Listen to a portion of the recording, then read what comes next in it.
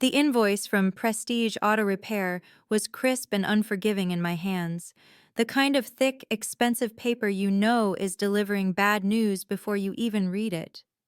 The total, printed in a stark, bold font at the bottom right, was $3,217.54. It was for Sophia's pearl white coupe, the one my parents had bought her for her 25th birthday, a $45,000 monument to their affection. My mother's voice echoed in my mind from our phone call 2 days prior, her tone as light and casual as if she were asking me to pick up milk.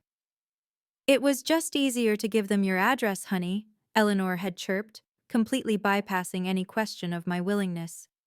"You're so much better at managing these things. Just handle it for us, will you?" It wasn't a request, it was a directive wrapped in flimsy praise. For a long moment, I didn't feel anger. I felt a familiar, dull ache, the weight of 2 decades of being the family's designated handler. This bill wasn't just for a blown gasket. It was the invoice for a lifetime of being the practical, affordable, and endlessly reliable daughter. And I was suddenly, finally, done paying. Before continuing the story, please subscribe. I need to reach 1,000 subscribers to be able to bring you stories like this every day. For you, it's just a click, but for me, it means a lot. That single sheet of paper in my hand felt heavier than its weight in gold, a tangible link to a memory I had tried to bury for over a decade. The scent of the ink and the sharp crease of the fold transported me back to our cramped kitchen, the linoleum cold under my bare feet, my college acceptance letter clutched in my sweaty palm. I was 18, on the precipice of my entire life, and all I needed was a bridge to get there. I had saved up nearly $3,000 from my part-time job at the diner, a small fortune in tips and minimum wage, but it wasn't quite enough to cover the first year's tuition and books at the state university. I had rehearsed my speech for days, creating spreadsheets to show how I would pay them back, how I would work 2 jobs while studying, how this $5,000 was not a gift, but an investment in a future I was desperate to build. I presented my case not as a daughter, but as a business applicant, because I already knew that was the only language my mother understood. I finished my plea, my voice trembling with a mixture of hope and fear, and looked at her across the oak table. Eleanor didn't even look up from filing her nails. She blew gently on the fresh coat of pale pink polish, a small, dismissive puff of air that seemed to carry all my dreams away with it. "We can't afford you, Clara," she said, the words as clipped and final as a slammed door. "You'll have to be practical." It wasn't the refusal of the money that shattered me. It was the phrasing. I wasn't an investment. I was a line-item expense they couldn't justify. I was an unaffordable luxury. The word practical became my brand, my cage. Being practical meant taking out student loans I'd be paying off for 15 years. It meant working 30 hours a week while my classmates joined study groups. It meant surviving on instant noodles and the kindness of roommates. The real sting, the wound that festered and never truly healed, came less than 2 weeks later. I walked into the living room to find Sophia twirling in front of the fireplace, enveloped in a cloud of shimmering emerald satin and hand-stitched sequins. It was a custom-made pageant dress, a frivolous, beautiful thing designed for a single night of parading on a stage. My father was beaming, camera in hand, and my mother was clapping, her eyes shining with a pride I had never seen directed at me. The cost, which Sophia announced with a squeal of delight, was $1,500. There was no talk of practicality then. There was no mention of affordability. That money was an investment in Sophia's potential, in her fleeting dream of a plastic crown. My dream of a degree, of a career, of a different life, was simply an expense they couldn't afford. Holding the car repair bill now, I saw the two moments collapse into one. The $1,500 for the dress, the $45,000 for the car, and the $3,217.54 bill they expected me to pay were all just different currencies for the same transaction, my worth being cashed in to subsidize my sisters. My mother's words from all those years ago echoed, but this time they sounded different. Not like a judgment, but like a challenge I was finally ready to meet. The pageant dress wasn't an isolated incident. It was the cornerstone of a monument to disparity built brick by brick over our entire lives. My childhood memories are a study in contrasts, a quiet erasure of my needs in favor of my sister's wants. Sophia had ballet, not just a Saturday class at the local community center, but a serious, expensive commitment with a stern Russian instructor, a wardrobe of leotards in every pastel shade, and point shoes that were replaced every few months. It was, my mother explained to anyone who would listen, an essential expense for her poise and development. My passion was books. I would have lived in the public library if I could have, lost in the scent of old paper and dust. My requests were for a new hardcover by a favorite author or a trip to the city bookstore, requests that were almost always met with, "We have a perfectly good library card, Clara. Be practical." Her development was an investment. My hobby was a cheap, self-managed affair. It was the same with clothes. The annual first day of school shopping trip was a ritual centered entirely around Sophia. She would return laden with bags from Abercrombie and Fitch and Gap, the trendy brands that mattered in the brutal social hierarchy of middle school. My wardrobe was an afterthought, composed of her outgrown, faded floral patterns and jeans worn thin at the knees. The expectation was that I would be grateful. One year, after months of babysitting, I saved up $80 and bought myself a single beautiful name-brand sweater. It was the first truly new, non-essential thing I had ever owned. Sophia borrowed it without asking a week later and came home with a massive, unfixable snag down the front. When I cried, my mother sighed with exasperation. "Don't be so dramatic, Clara. It's just a sweater. Sophia feels terrible." Sophia, for her part, did not look terrible at all. She looked annoyed that I had noticed. This logic extended to our education and experiences. When our high school offered a history trip to Washington, D.C., a 4-day bus tour that cost $450, I was told that if I wanted to go, I'd have to fund it myself. And I did. I sold candy bars, I participated in every school car wash, and I saved every dollar of my lunch money for 3 months, eating peanut butter sandwiches I made at home. My parents' contribution was to sign the permission slip.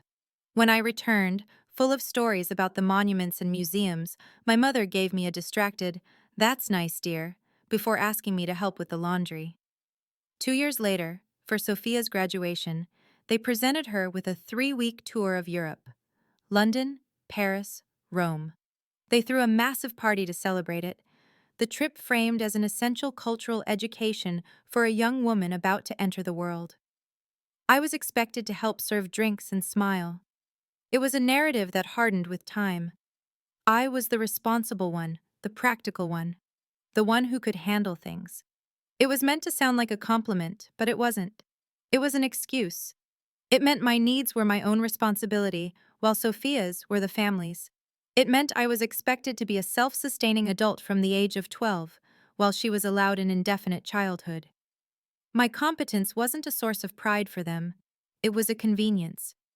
Holding that $3,217.54 bill, I realized I had been trapped not in a role, but in a cage of their making, a cage of competence they had locked from the outside.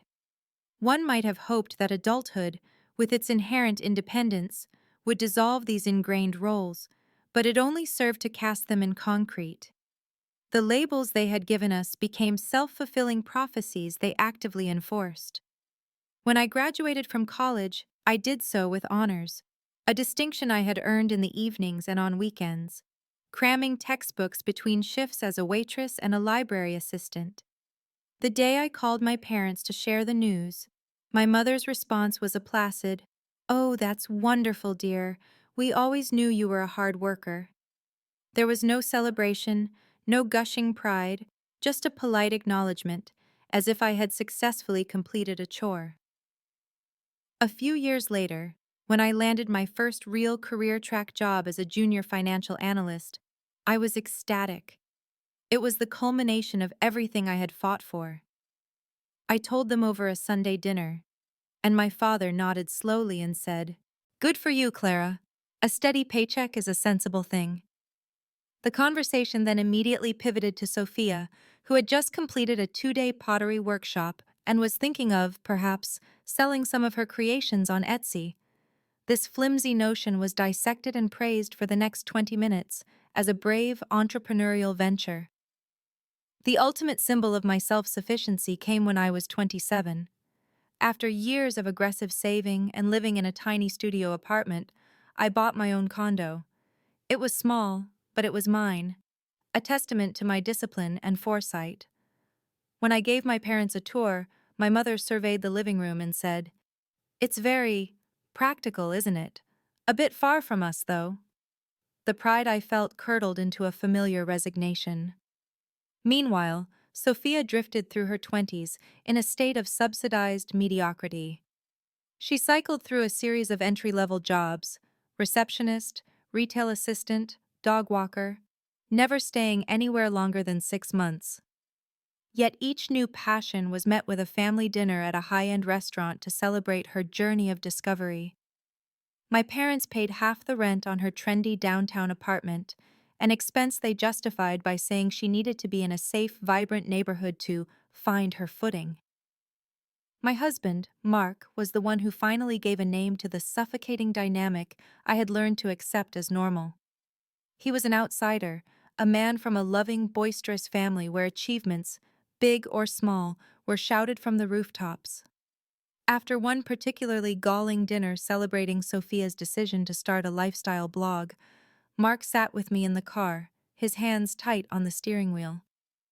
"It's not that they're just proud of her, Clara," he said, his voice gentle but firm.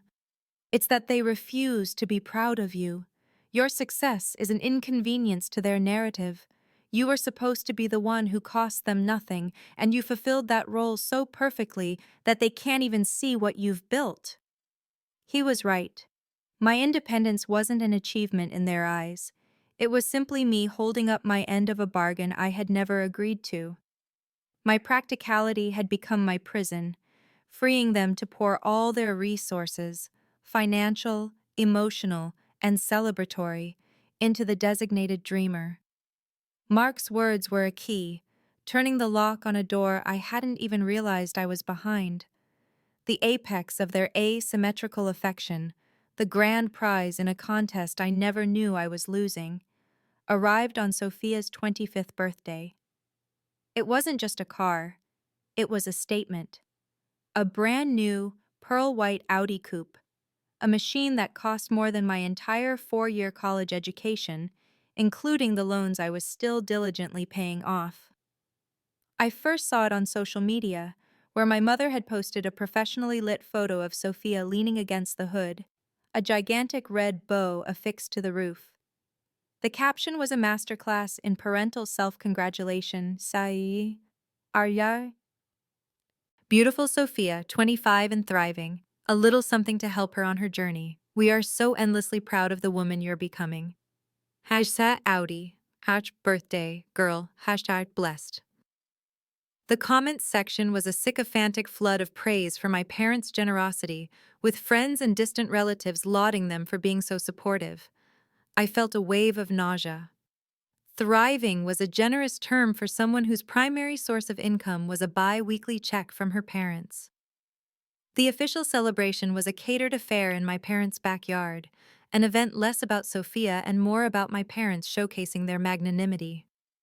My father walked around beaming, jingling the spare key in his pocket, explaining the car's horsepower and safety features to any male relative who would listen. My mother floated through the crowd, accepting compliments with a practiced humility.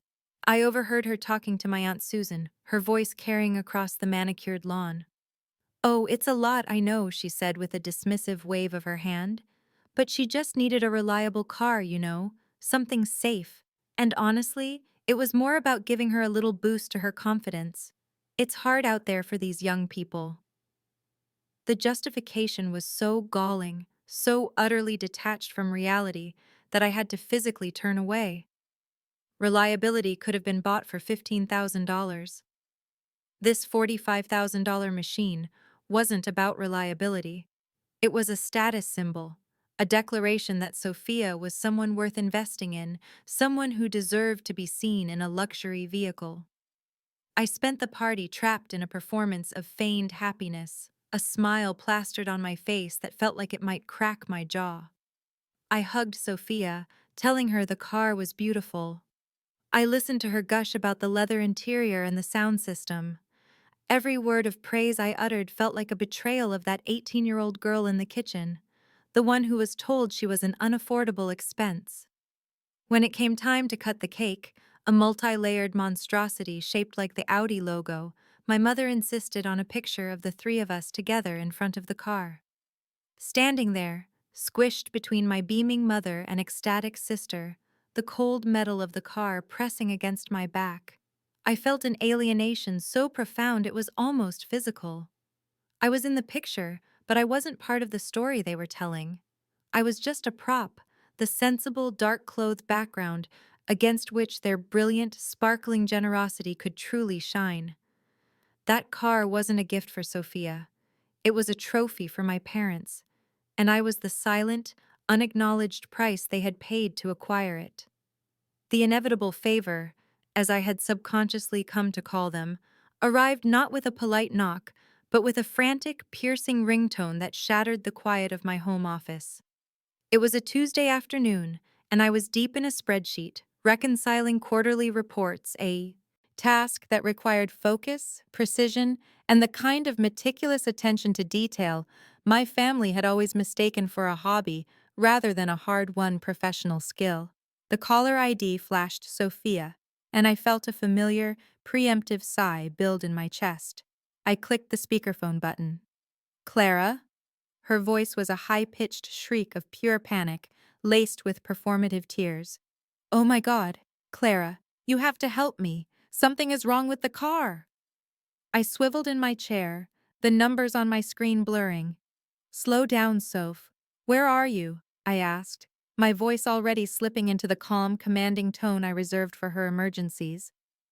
I'm on the side of the freeway, the big one past the mall, she wailed. It started making this horrible clunking noise, and then smoke started coming out of the front. I'm going to die. I resisted the urge to point out that she was, in fact, alive enough to call me.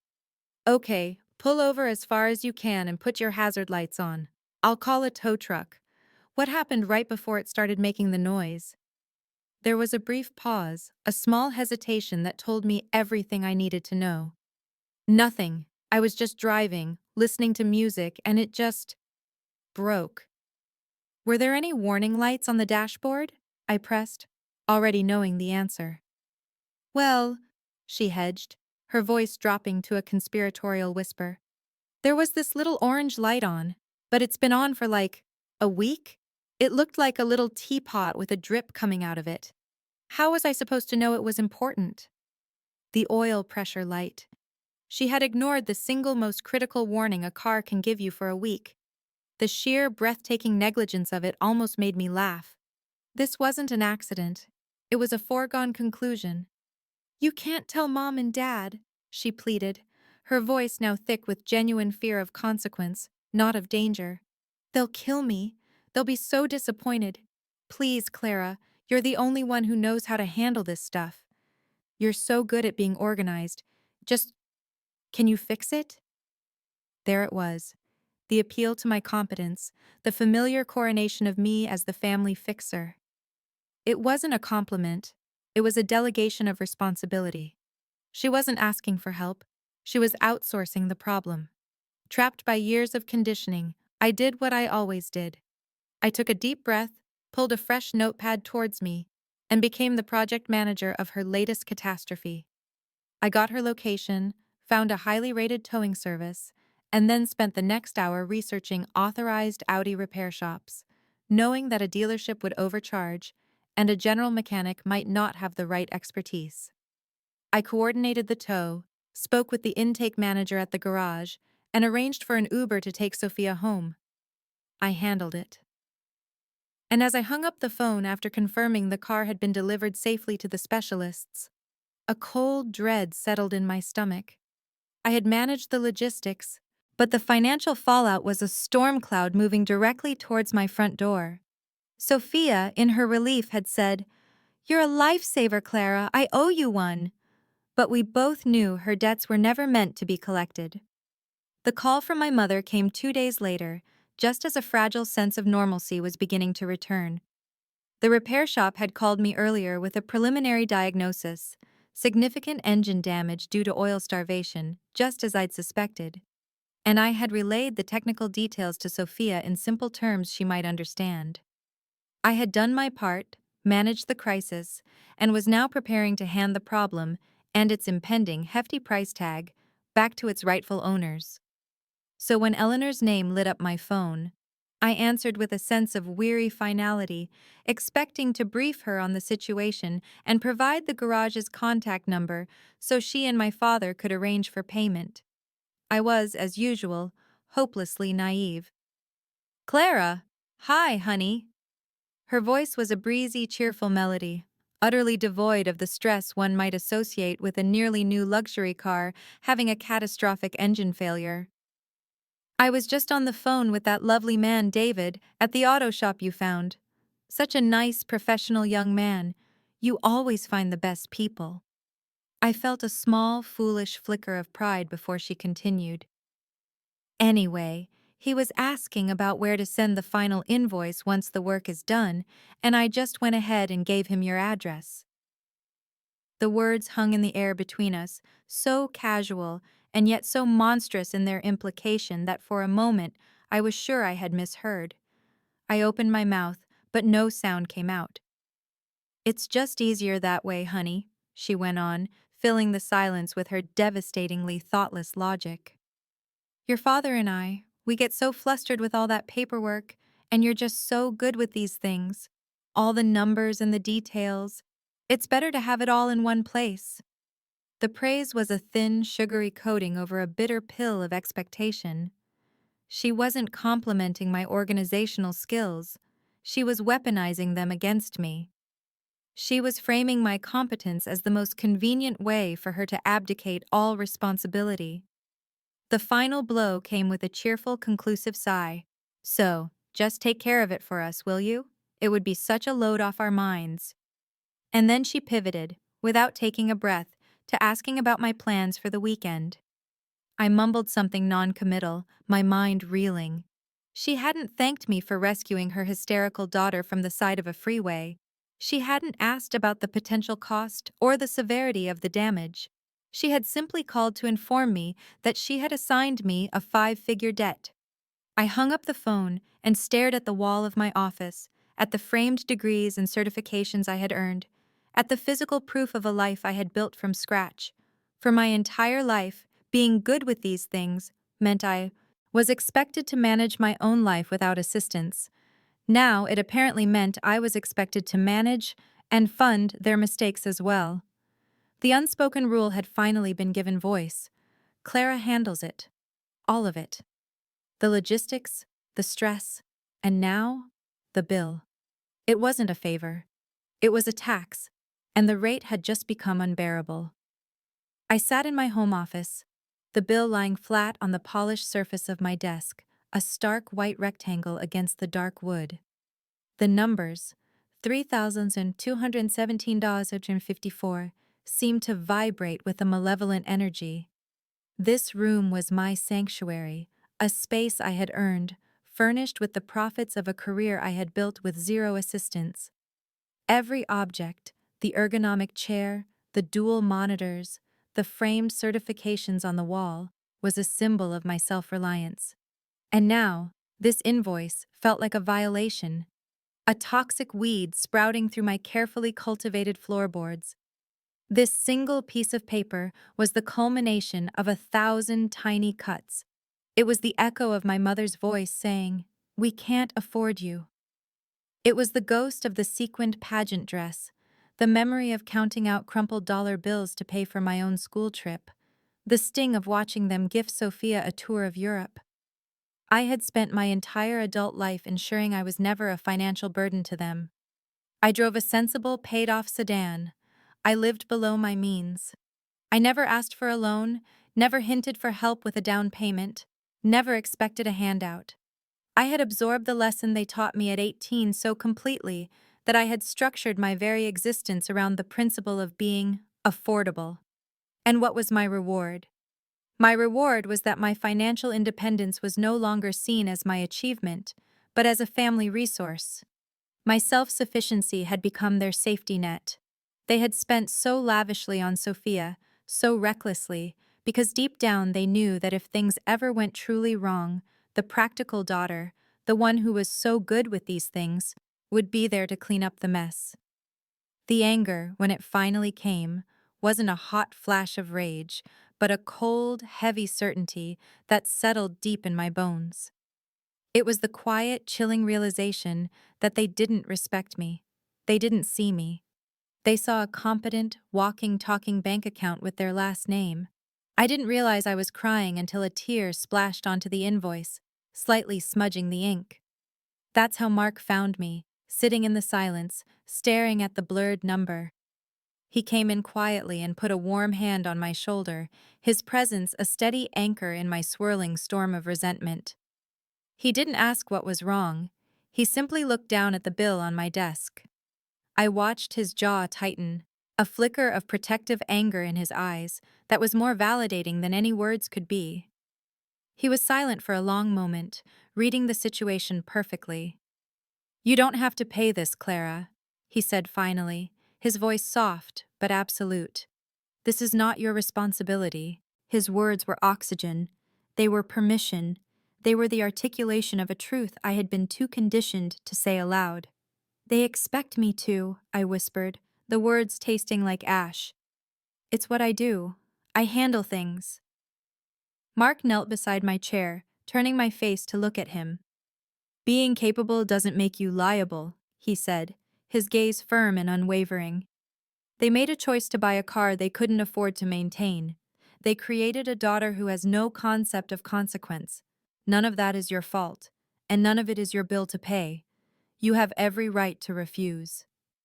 He wasn't telling me what to do. He was reminding me that I had a choice. For my entire life, in the context of my family, I had never truly felt I had one.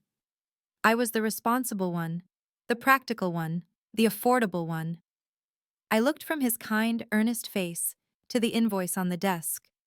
It was just a piece of paper. The power it held was the power I gave it. The power of 20 years of quiet compliance.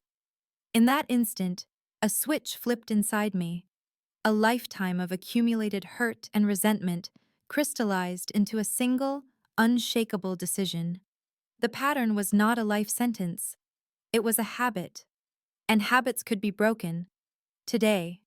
By me. The drive to the post office was strangely surreal. The world outside my car windows was stubbornly normal. People walking dogs, sprinklers chattering on suburban lawns, the afternoon sun casting long shadows across the pavement. It felt incongruous, as if the seismic shift happening inside me should be reflected in the world at large, with darkening skies or a sudden dramatic wind. But the world kept turning, oblivious to the fact that I was about to detonate a bomb in the center of my family. I had the invoice from Prestige Auto Repair and a single sheet of my own professional letterhead, the kind with my name and address printed in a crisp, clean font at the top.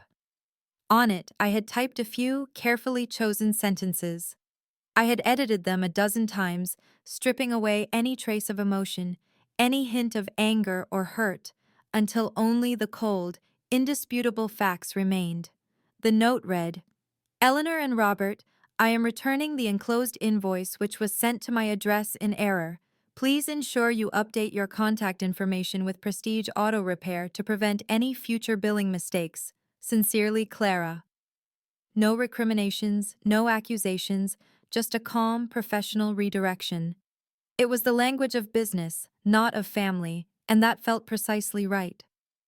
This had become a transaction, and I was formally rejecting the charges. At the post office, I stood in the short line, the envelope clutched in my hand. It felt both as heavy as a brick and as light as a feather. My heart was hammering against my ribs, a frantic, trapped bird. A part of my brain, the part conditioned by decades of compliance, was screaming at me to turn around, go home, and just pay the damn bill. It would be easier. It would keep the peace. It would maintain the fragile, dysfunctional equilibrium I had always known.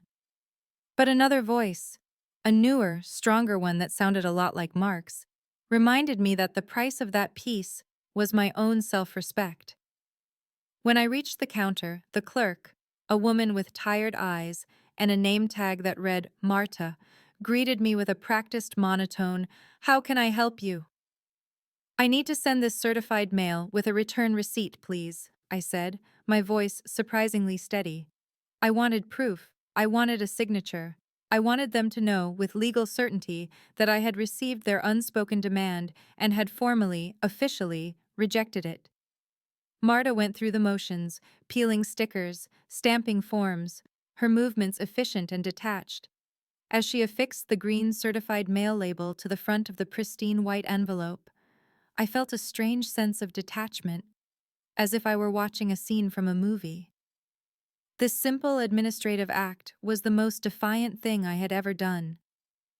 It was a declaration of independence more profound than moving out, more significant than getting married. It was the severing of an invisible umbilical cord of obligation that had nourished their expectations at my expense for my entire life. I paid the fee, took my receipt, and walked out into the bright afternoon sun. The air felt different, cleaner. The knot of anxiety that had lived in my stomach for as long as I could remember had loosened, just slightly. It was terrifying. It was exhilarating. It was the first day of the rest of my life, and I had no idea what would happen next, only that it would not, could not, be the same. The silence that followed my trip to the post office lasted for 3 days. It was a fragile, humming quiet, filled with the unspoken anticipation of a coming storm. I moved through my life, went to work, had dinner with Mark, and tried not to check my phone every 5 minutes. The peace I felt was real, but it was the peace of a barricaded door with a battering ram on the other side. The first blow arrived not as a bang, but as a soft, digital ping on a Friday afternoon. It was a text message from Eleanor, and her words were a masterclass in passive-aggressive denial. "Got a strange letter from you. Did you send this back by mistake?" The assumption of my error was so deeply ingrained in her worldview that she couldn't even conceive of it being an intentional act. It was a test, a final opportunity for me to retreat, to apologize for the mistake, and restore the natural order. My fingers hovered over the keyboard. The old Clara would have typed a paragraph, a gentle, apologetic explanation designed to soften the blow and manage her mother's feelings. But the new Clara, the one who had stood calmly in the post office, had only one thing to say. I typed the word "no" and hit send. The single syllable sat there on the screen, stark and absolute.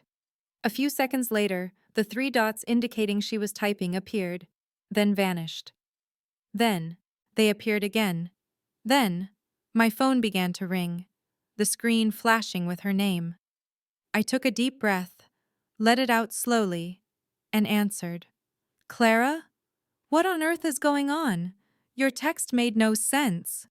Her voice was syrupy with feigned concern, the tone she used when she suspected I was being difficult. I kept my own voice level, calm, and devoid of emotion. "Hello, Mom. There was no mistake. I sent the invoice back to you because it is not my responsibility." The silence on the other end of the line was heavy, charged with disbelief. I could almost hear the gears grinding in her head as she struggled to process a reality that did not compute. "Not your responsibility?" she repeated, as if the words were in a foreign language. "But I told you to handle it. We discussed this. It's just so much easier for you to manage these things." She was trying to reassert the old script, to pull me back into the familiar scene. I refused my cue.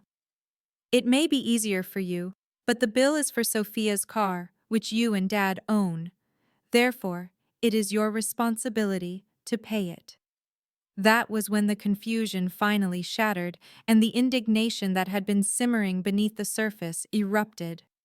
Her voice, stripped of all its sweetness, became sharp and shrill. "What has gotten into you?" she snapped, the sound cracking in my ear. "This is the most selfish, ungrateful thing I have ever heard. After everything we have done for you, you're going to throw a fit over a car repair bill? A bill for your own sister?" The accusations came in a torrent, a lifetime of suppressed entitlement unleashed at once. I was bitter. I was trying to embarrass the family. I was making Sophia feel terrible. How could I be so cold, so cruel, over a little bit of money? "Is that what you've become, Clara?" she spat, her voice thick with venom.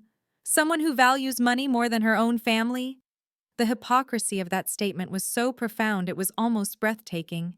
This, from the woman whose foundational lesson to me was that my own future was an expense she couldn't afford. I didn't argue. I didn't defend myself. I just stood there in my kitchen, holding the phone slightly away from my ear, and let the storm break over me. I had lived in fear of this storm my whole life, and now that it was here, I realized it was just noise. Her rage was not about the money, it was about the loss of control. It was the sound of a system collapsing.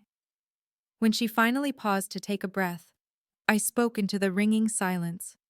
"I'm not going to discuss this anymore. The bill is not mine. Goodbye, Mom." I pressed the red icon on the screen before she could utter another word, and the sudden, total quiet that filled my kitchen was the most liberating sound I had ever heard. The abrupt end of the phone call was not a conclusion. It was merely the opening salvo in a new form of warfare. My phone, which I had placed face down on the granite countertop, began to vibrate incessantly, a frantic, buzzing seizure against the cold stone.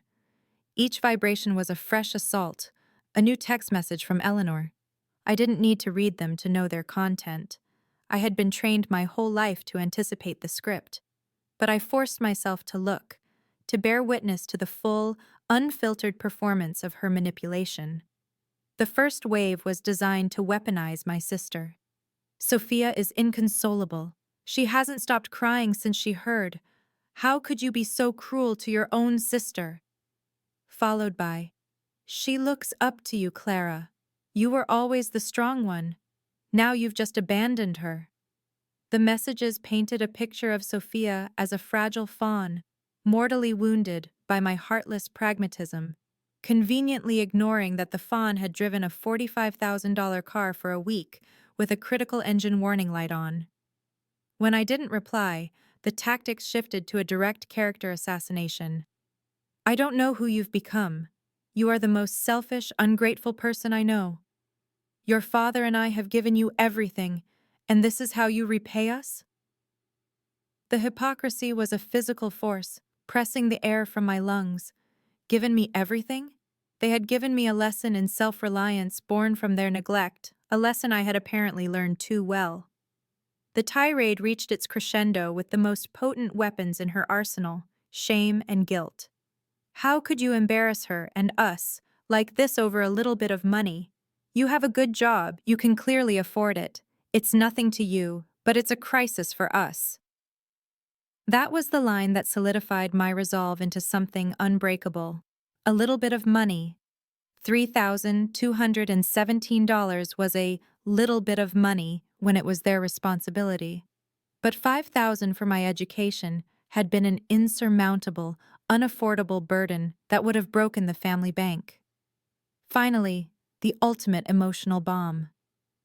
"You are tearing this family apart, Clara. All this ugliness, all this fighting. It's your fault. You are deliberately destroying our family." I read the words on the small screen and saw them for what they were. The desperate, flailing accusations of a tyrant whose authority had been challenged for the first time. The family she was accusing me of tearing apart was a construct built on my silence, my compliance, and my willingness to be less so, Sophia could be more. That family didn't deserve to survive. I took a deep breath, my fingers steady as I typed a single calm response. The bill for the car is not my responsibility. Her reply was immediate, a flurry of furious question marks and accusations of my coldness. I waited a moment, then typed the exact same sentence again. The bill for the car is not my responsibility. I did not engage. I did not defend my character. I did not relitigate the past. I simply held my position. My phone buzzed one more time with a string of incoherent, angry words. I looked at it, then activated the mute conversation feature.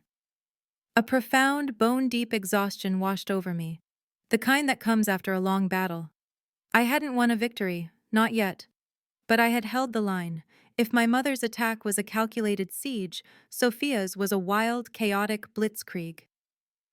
The call came less than an hour after I muted Eleanor, a direct and immediate escalation. I saw her name and foolishly thought she might be the voice of reason, the one to offer a bridge. I was wrong.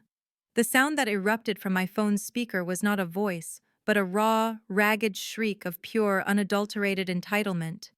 "How could you?" she screamed, the sound distorted by the force of her own fury. There was no greeting, no preamble. "Mom told me what you did. You're trying to ruin my life." I tried to interject, to say her name, but she bulldozed over my attempt with the force of a tantrum honed over 25 years of getting her way.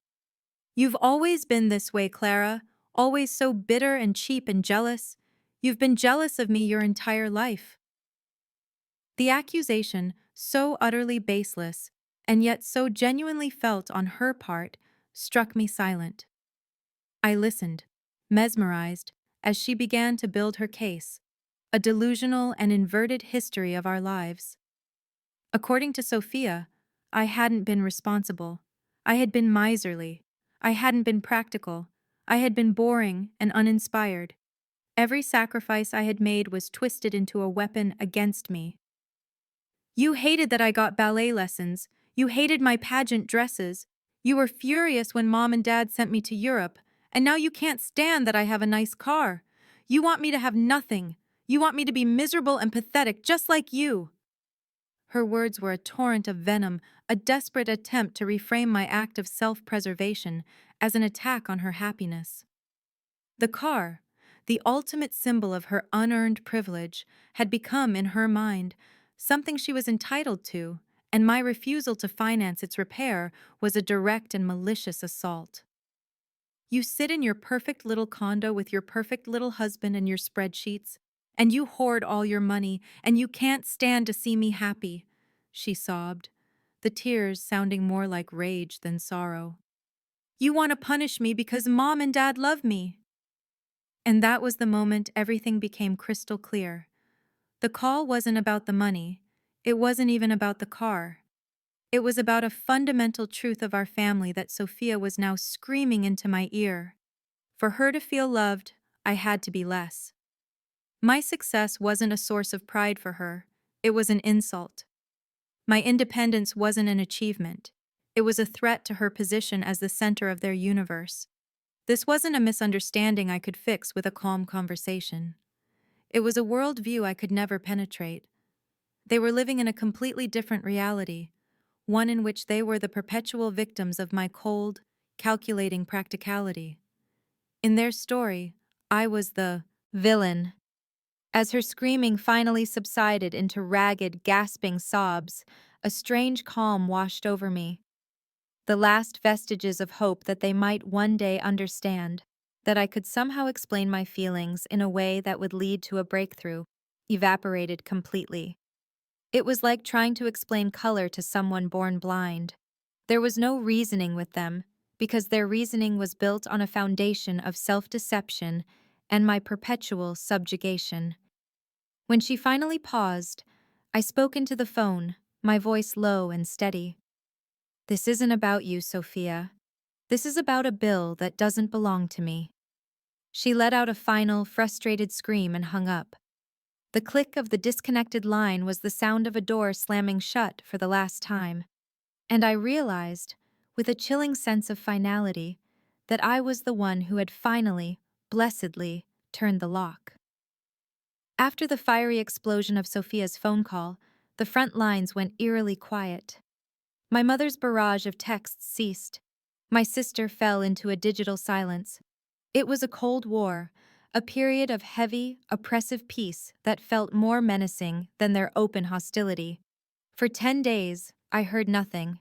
I knew, however, that this was not an armistice. It was a strategic retreat. My mother was not the type to accept defeat. She was the type to regroup and choose a new, more advantageous battlefield. The summons arrived, as I knew it would, exactly 2 weeks before the 15th of August. The 15th was a sacred date in our family's calendar, the annual summer barbecue. It wasn't just a casual get-together with hot dogs and potato salad. It was my mother's command performance, a carefully curated event for 50 of their closest friends and extended family. It was a day for her to showcase her perfectly manicured lawn, her happy marriage, and her 2 successful daughters.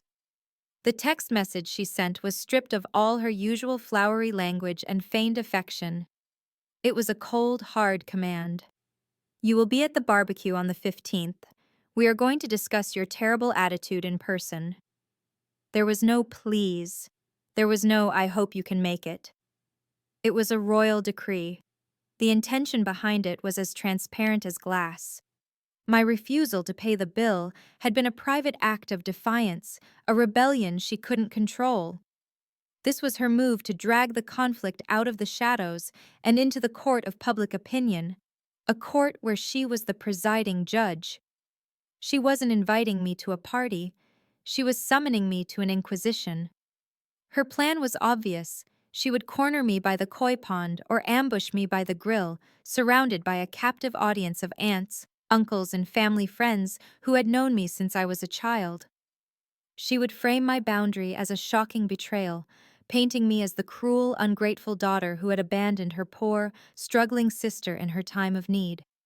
She would leverage the weight of their collective judgment and the social pressure of the public setting to shame me, to break me down, and to force me back into my designated role through sheer, overwhelming humiliation. It was a classic, and frankly brilliant, strategic maneuver. In the past, it would have worked. The younger Clara, terrified of confrontation and desperate for the approval of the crowd, would have crumbled. She would have apologized, promised to pay the bill, and done anything to end the excruciating discomfort of the public shaming. But my mother was planning an ambush for a person who no longer existed. She was laying a trap for the quiet, compliant girl, not for the woman who had calmly mailed back an invoice and held the line against a hurricane of emotional manipulation. I looked at the text, the imperious, "You will be," and a slow, cold anger began to burn in my chest. She wanted a public discussion? Fine. She wanted to settle this in front of an audience? Perfect.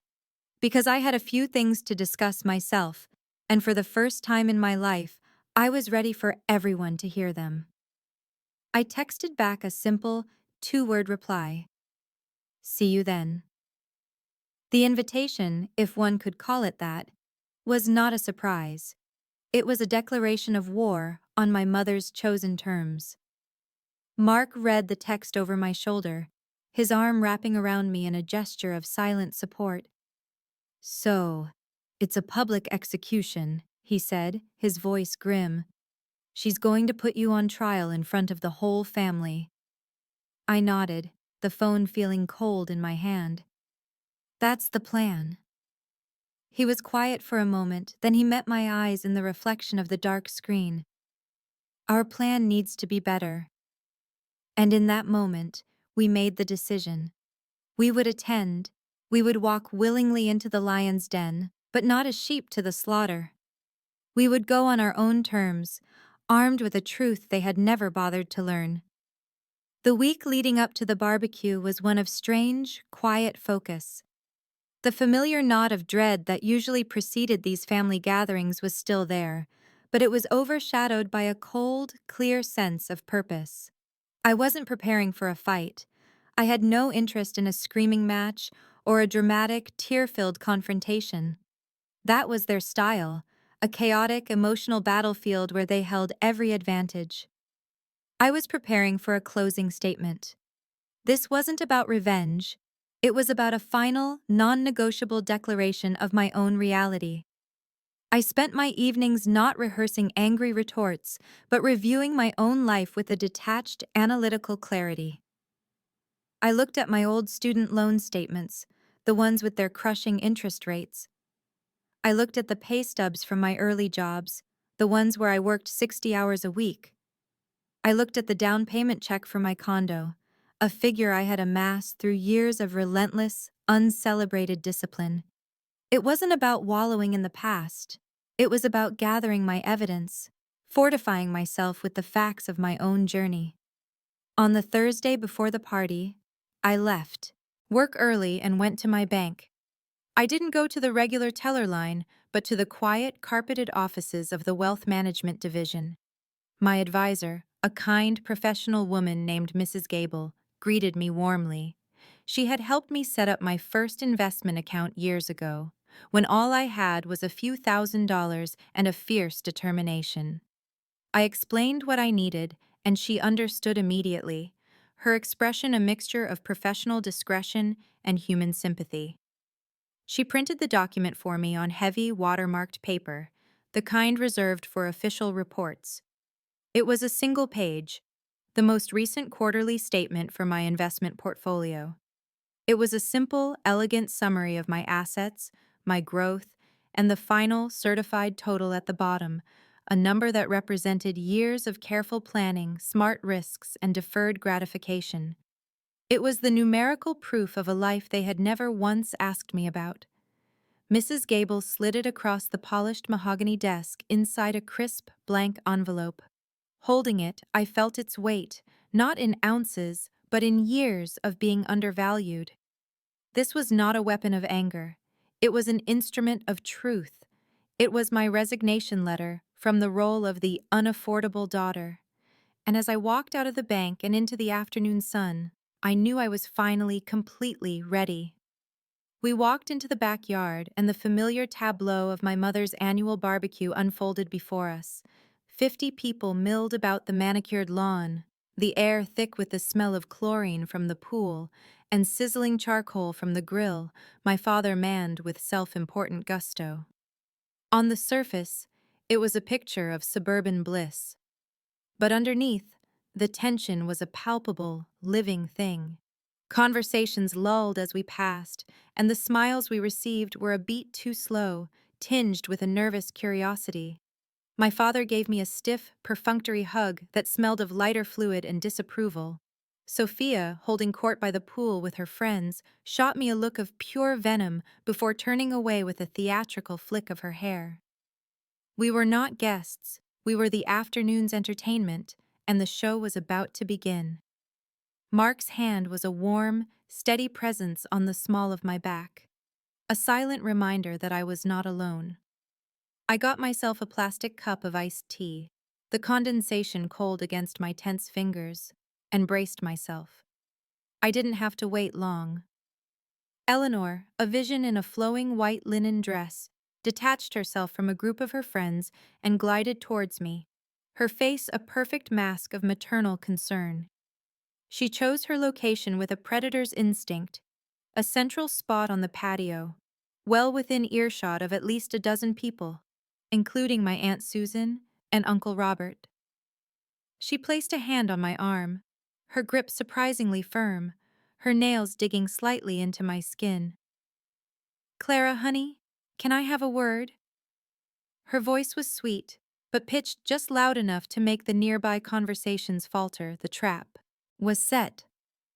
The audience was secured. I simply nodded, my heart beginning a slow, heavy drumbeat against my ribs. "I want to talk to you about this selfishness, Clara," she began, her voice dripping with a carefully rehearsed disappointment that was meant for public consumption.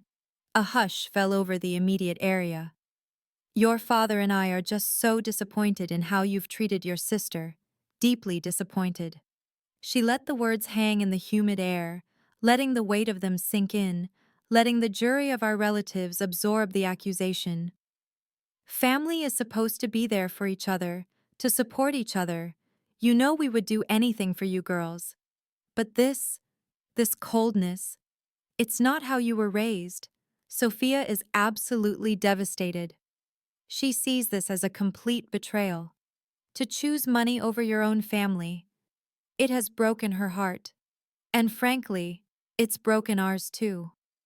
She shook her head, a single perfect tear welling in the corner of her eye. It was a masterful performance. I was the cold, money-grubbing villain. They were the loving, wounded parents. I stood there, silent, and met her gaze. I did not flinch. I did not argue. I just let her finish, letting her spin her entire narrative, unaware that for the first time in my life, I had come prepared to show them mine. Eleanor, emboldened by my silence, pressed her advantage.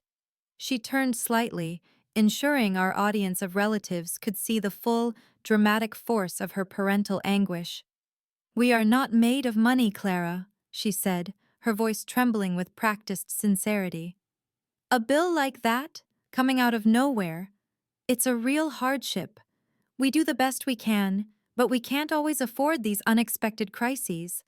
That's when family is supposed to step in and help. You, with your good job, you could have handled this without even blinking. It was the least you could do to help your sister, to help us." The phrase hung in the air, a perfect echo of the words that had defined my life. Can't afford. It was the key that unlocked everything. This was my moment. I gently removed her hand from my arm. My own voice, when I spoke, was low, calm, and carried in the sudden quiet with absolute clarity. "You've spoken about what you can't afford my whole life, Mom." Eleanor's practiced speech faltered. A flicker of confusion crossed her face. This was not the part I was supposed to play. I was supposed to be crying, apologizing, or defending myself. I was not supposed to be calm.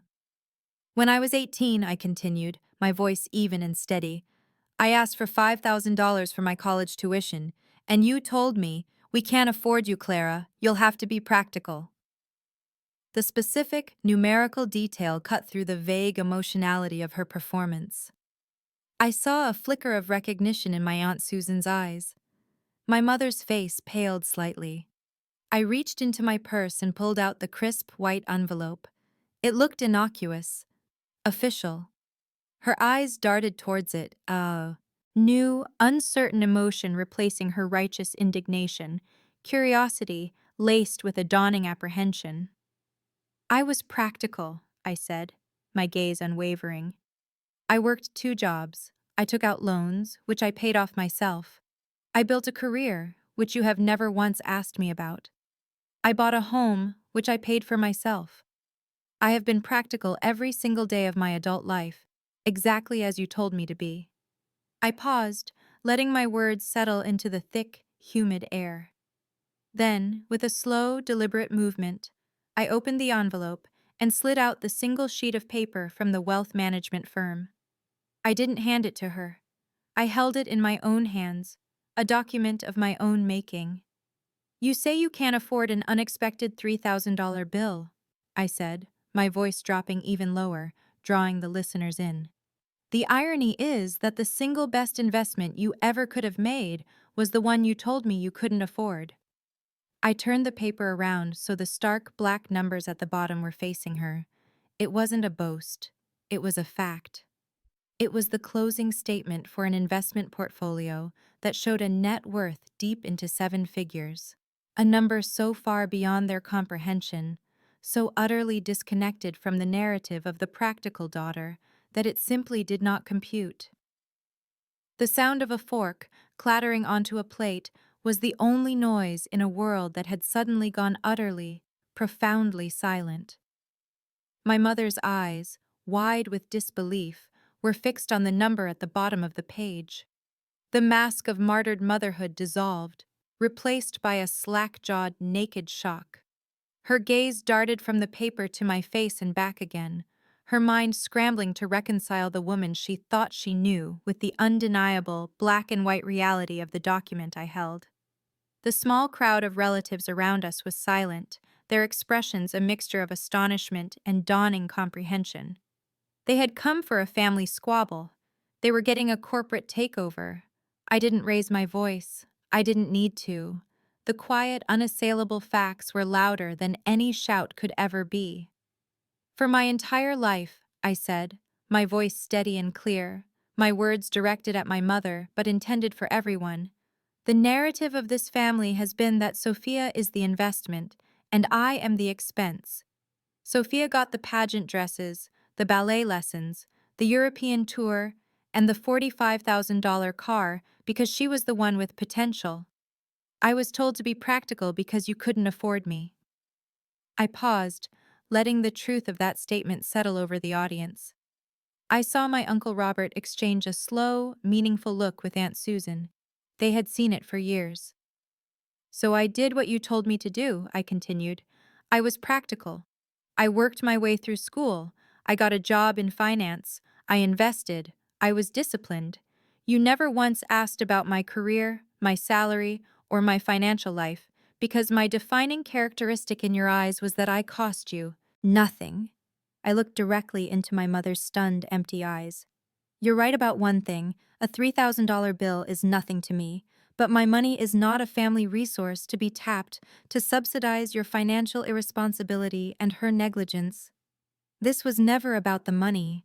It was about the expectation that I, the unaffordable daughter, would quietly continue to pay the price for the one you chose to afford. I finally folded the paper and put it back in my purse. The truth is, you couldn't afford not to invest in me. And since you wouldn't, I did it myself. The silence that followed was profound. It was the sound of a lifelong narrative shattering into a million pieces. The spell was broken. My mother stood there, speechless, her face a pale, blotchy mess. Across the patio, I saw Sophia, who had been drawn in by the drama, her face a mask of utter horror and humiliation as she realized all her friends were watching. The first person to move was my Aunt Susan. She had always been the one to send me a $20 bill and a birthday card, the one who had called to congratulate me on my graduation. She stepped forward, deliberately breaking the tableau, and put a warm hand on my arm. Her eyes were shining with a fierce, validating pride. "Good for you, Clara," she said, her voice clear and strong, a verdict delivered for all to hear. "It's about time." That simple act of solidarity, that public alignment, was the final devastating blow. My mother had staged an inquisition, and her star witness had just testified for the defense. There was nothing left to say. Eleanor and Sophia were left standing in the ruins of their own making, speechless and utterly humiliated by the quiet, irrefutable truth. There was nothing left to say. The bomb had been detonated, and the fallout was a stunned, ringing silence. My mother stood frozen, her face a grotesque mask of shock and humiliation, the carefully constructed persona of the benevolent matriarch shattered in front of her entire social circle. Sophia, near the pool, looked as if she had been slapped, her mouth slightly agape as she stared at me. The sister she thought she knew having been replaced by this calm, formidable stranger. Any other time, I might have felt a flicker of pity, but now there was only a profound sense of finality. The performance was over. Without another word to my mother, I turned to Aunt Susan. I stepped forward and gave her a hug, a genuine, heartfelt embrace that was years in the making. "Thank you," I whispered, and she squeezed my shoulder tightly, a silent acknowledgement passing between us that was more powerful than any speech. That was the only goodbye that mattered. Mark took my hand, his fingers lacing through mine, and together we turned and walked away. Our walk back through the party, past the stunned faces and the sudden hushed whispers, was not a retreat. It was a departure. We were not fleeing the scene of a crime. We were leaving a building that had been condemned. Every step felt deliberate, carrying me further away from the suffocating atmosphere of obligation and judgment. The solid, muffled thud of the car doors closing was the most satisfying sound I had ever heard, sealing us in our own private, quiet world. Mark started the engine and pulled away from the curb without a word, giving me the space I needed. As the houses of my parents' neighborhood slid past the window, the feeling that washed over me was not what I had expected. There was no savage joy, no triumphant adrenaline-fueled rush of victory. I did not revel in the memory of my mother's horrified face or my sister's public disgrace. Instead, what I felt was a vast, quiet, and utterly profound sense of relief. It was a physical sensation, as if a massive, invisible backpack filled with stones, stones of resentment, of unspoken truths, of constantly seeking an approval that would never be granted, had just been unstrapped from my shoulders. My spine felt straighter. I could breathe more deeply, the air filling a space in my lungs I hadn't realized was so compressed. The ever-present tension in my jaw, a tightness I had lived with for so long it felt normal, simply dissolved. Tears began to stream silently down my face, but they weren't tears of sadness or anger. They were tears of pure, cleansing release. Mark reached over and placed his hand over mine on the center console, his thumb rubbing gentle circles on my skin. He understood. He knew this wasn't about winning a fight. It was about ending a war I had been fighting within myself my entire life. The weight was gone. The obligation was gone. The desperate, childish need to be seen and valued by people who were incapable of seeing me was gone. And in its place, for the very first time, there was peace. The weeks following the barbecue were characterized not by explosive arguments, but by the deafening sound of a shattered dynamic. The old world was gone, and the new one was being built in the quiet, awkward spaces between what used to be. My mother, incapable of introspection, attempted to rebuild her fallen kingdom using the only tools she had: guilt and self-pity. A few days after the party, her texts began. They were rambling, novel-length monologues of wounded pride, each one a masterwork of revisionist history.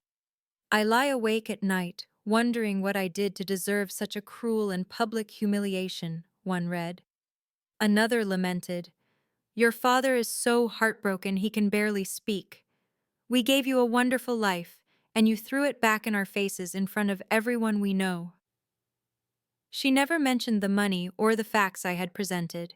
She spoke only of her feelings, her embarrassment, her pain, framing herself as the sole victim of my inexplicable betrayal. The old Clara would have been consumed by guilt, but the new Clara saw the messages for what they were: a desperate attempt to lure me back into an emotional cage. My replies were polite, brief, and utterly impenetrable. To her long, tear-stained paragraphs, I would respond with a simple, "I'm sorry you feel that way, but I will not be discussing this over text." When she tried to bait me by mentioning Sophia's fragile state, I replied, "Sophia is an adult, and her feelings are her own to manage." Each response was a small, quiet act of laying a new brick in my boundary wall. I was not angry, I was simply finished. Sophia, predictably, was completely silent. There were no furious calls, no tearful texts, nothing. Her silence was more telling than any tirade could have been. Our relationship had always been transactional. She engaged with me when she needed something, a crisis managed, an ear to listen, a problem solved. Now that I had refused to be her service provider, my utility was gone, and with it, any need for communication. The silence was a confirmation that there had never been a real sisterly bond to begin with. The true and healing communication came from an unexpected, yet deeply welcome source. Aunt Susan called me one evening a week after the party. "Clara, honey, it's Susan," she said, her voice warm and conspiratorial. I just had to call and tell you that was the bravest thing I have ever seen." Over the next hour, she poured out 20 years of observations she had kept to herself out of family loyalty. She told me she had seen the blatant favoritism, the way my accomplishments were minimized while Sophia's were magnified.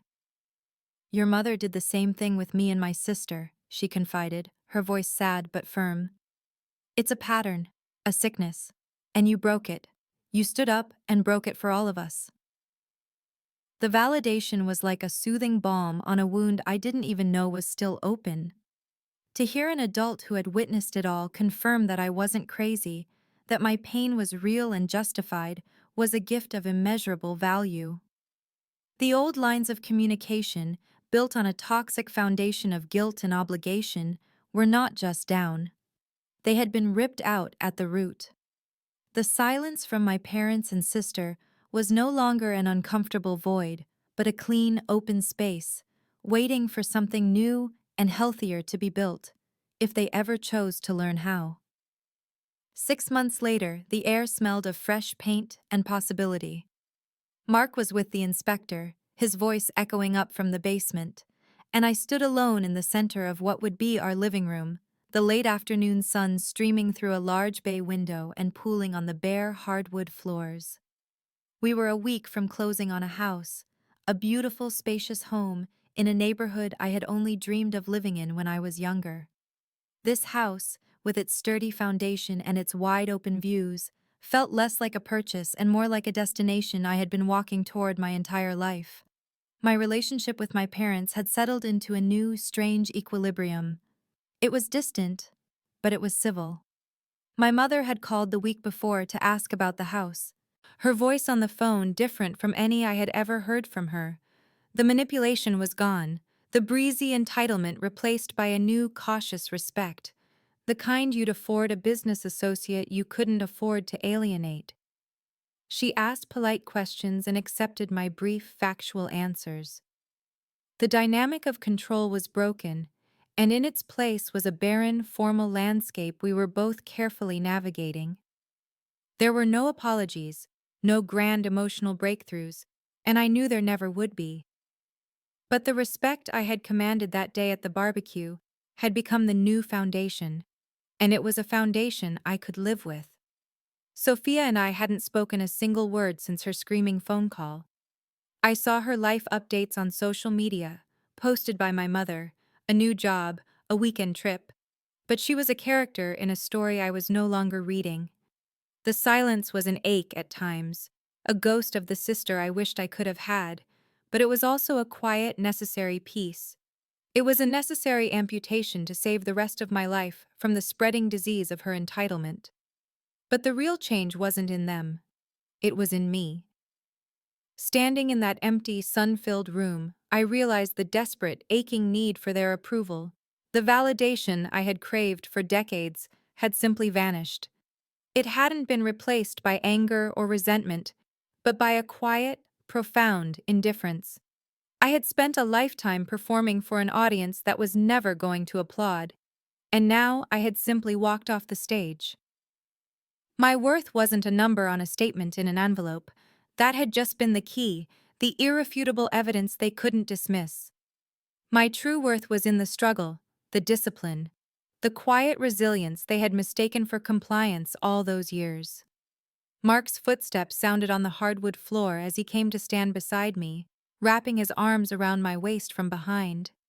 He rested his chin on my shoulder, and we looked out at the backyard together. "Ready to come home?"